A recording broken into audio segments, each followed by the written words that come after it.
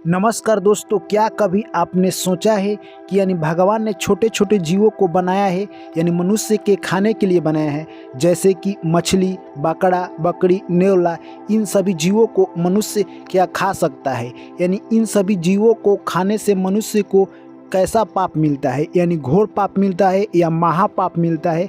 आज की कहानी में दोस्तों हम लोग जानेंगे।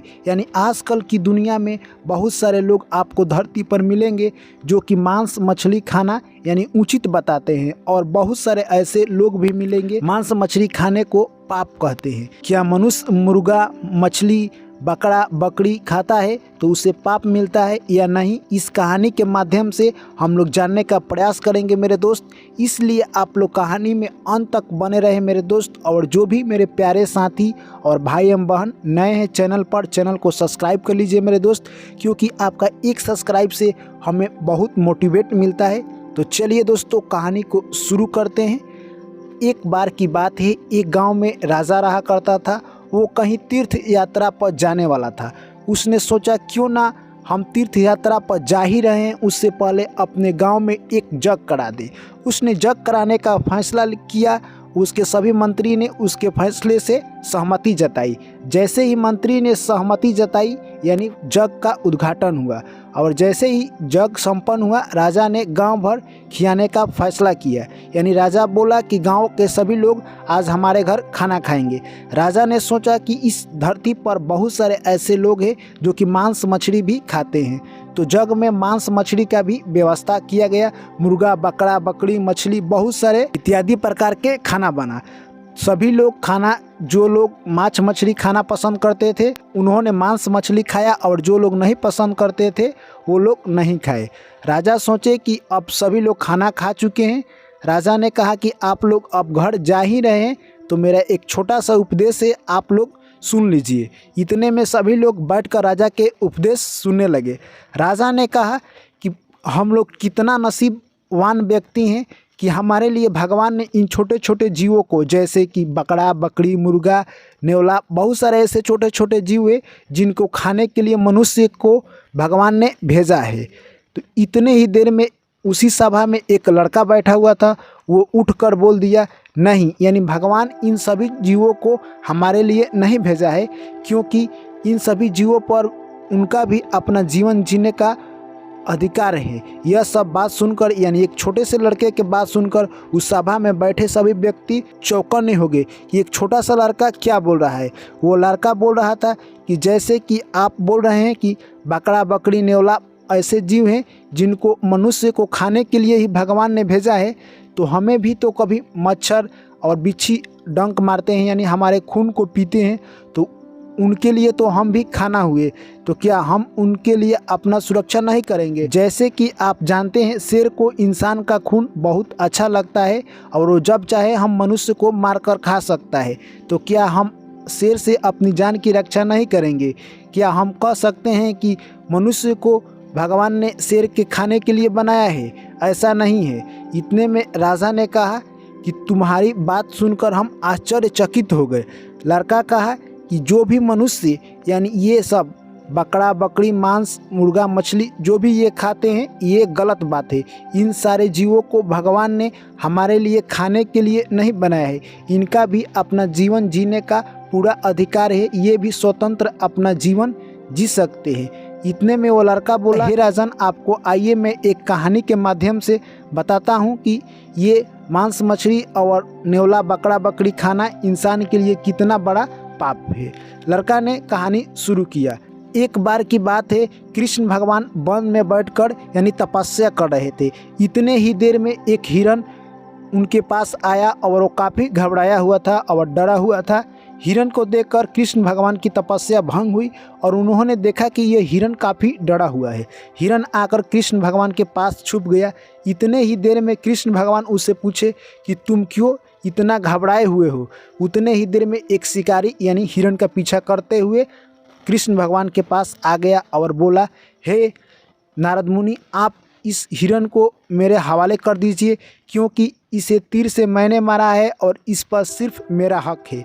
इतने में कृष्ण भगवान बोले, हे मनुष्य, तुम्हें ये पता नहीं है कि इस धरती पर किसी भी जीव पर किसी का हक नहीं होता है, यहाँ तक कि स्वयं जो ईश्वर ने बनाया है उनका भी हक किसी इंसान पर नहीं है। इस धरती पर किसी के ऊपर किसी का हक नहीं है। इतने में फिर शिकारी बोला कि हमने इसे तीर से मारा है, इस पर मेरा सिर्फ हक बनता है। इतने में कृष्ण भगवान बोले, जब भगवान भी मनुष्य को बनाते हैं तो उन पर उनका हक हट जाता है, यानी उनका हक नहीं रहता है। और तुम बोल रहे हो कि इस जीव पर मेरा हक है, ये तुम्हारा हक नहीं है। इस धरती पर जो भी जीव है, मनुष्य के अलावा और बहुत सारे जीव है जिनका जीवन जीने का अपना हक है, इस पर तुम्हारा कोई हक नहीं है। इतने में वो शिकारी कहने लगा कि हे भगवान, इस हिरण को मैंने मारा है खाने के लिए। श्री कृष्ण भगवान बोले कि हे मानव, तुम इस हिरण को मार कर खाओगे, तुम घोर अपराध के पापी बनोगे, यानी तुम बहुत बड़ा पाप करने जा रहे हो। इतने में यानी वो शिकारी बोला, तो हे भगवान हम क्या करें। इतने में श्री कृष्ण भगवान बोले कि आओ तुम्हें मैं एक कहानी सुनाता हूँ, उसके माध्यम से तुम्हें समझाता हूँ कि किसी भी जीव को मार कर खाना कितना बड़ा पाप है। एक बार की बात है, मगध राज्य में यानी खाने के लिए हाहाकार मच गया, यानी राज्य में चारों तरफ अनाज की बहुत कमी हो गई, जिसको लेकर वहाँ का राजा काफ़ी चिंतित था। उन्होंने एक दिन सभा लगाया और पूछा कि हमारे राज्य में अनाज की कमी हो चुकी है, इस कमी को हम लोग कैसे दूर कर सकते हैं, आपके पास जो भी उपाय है आप बता सकते हैं। इतने में बहुत सारे लोग बोले कि अगर हम लोग गेहूँ और धान उगाते हैं तो इसमें काफ़ी समय लगेगा और ये काफ़ी खर्चीला भी होगा, और हमारे पास बहुत सारे व्यक्ति हैं जिनका उपाय हमें बहुत ही जल्दी करना होगा। इतने में एक व्यक्ति उठकर बोला कि इसका उपाय हम लोग छोटे छोटे जानवरों को मारकर खा सकते हैं, जिससे हमें जल्दी यानी खाने के लिए मिल जाएगा। यह बात सुनकर वहाँ के सभी मंत्री बोले कि यह व्यक्ति जो कह रहा है ये सही कह रहा है, यानी हम लोग छोटे छोटे जानवर को मारकर खा सकते हैं, उससे हमें जल्दी खाना मिल जाएगा और इसमें कोई खर्चा भी नहीं लगेगा। इतने में यह सब बात जैसे ही हुई, यानी सभा में शाम हुआ और सभा को वहीं पर समाप्त किया गया। और सभा में जो प्रधानमंत्री था वो काफ़ी गुस्सा था, यानी राजा का प्रधानमंत्री काफ़ी गुस्सा था, क्योंकि उसको ये सब पसंद नहीं आ रहा था कि यानी छोटे छोटे जीव को मारकर खाना धरती पर सबसे बड़ा पाप है। यानी वो प्रधानमंत्री काफ़ी गुस्सा था। वो रात में एक प्लान तैयार किया और जो व्यक्ति बोला था कि यानी छोटे छोटे जीव को मारकर खाना ही इसका सबसे बड़ा समस्या का समाधान है, उसके घर यानी प्रधानमंत्री गया और वो जाकर बोला और उस व्यक्ति से कहने लगा कि राजा का अचानक तबीयत खराब हो गई है और उन्हें मांस की ज़रूरत है, आप कुछ मांस उन्हें दे दीजिए। वो व्यक्ति बोला कि मुझसे आप मांस क्यों मांगते हैं, आप जाकर कहीं और से ले लीजिए। इतने में प्रधानमंत्री बोला कि नहीं, राजा ने कहा है कि उस तेज बहादुर का ही मांस लेकर आओ। वो व्यक्ति बोलने लगा कि आप मुझसे कुछ पैसा ले लीजिए और मैं अपना मांस नहीं दे सकता हूँ। इतने में वो व्यक्ति यानी प्रधानमंत्री को थोड़ा सा पैसा दे दिया और कहा कि आप यहाँ से जाओ। प्रधानमंत्री जो अपना प्लान बनाया था उसमें वो सक्सेस हुआ और उनके जितने भी राजा के मंत्री थे वो भी मांस खाने के पक्ष में थे।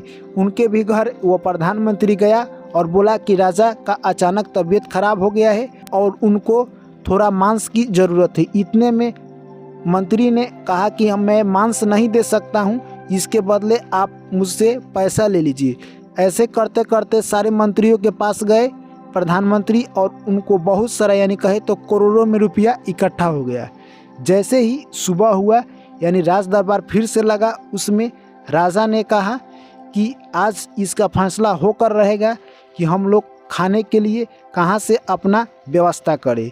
इतने में राजा के प्रधानमंत्री थे, उन्होंने कहा कि हे राजा, मैंने रात में एक छोटी सी चाल चली और सभी मंत्रियों से जाकर मैंने झूठ बोला कि राजा का अचानक तबीयत खराब हो गया है, उनके लिए आप सभी का मांस चाहिए। इतने में कोई मंत्री आपको मांस देने के लिए तैयार नहीं हुए।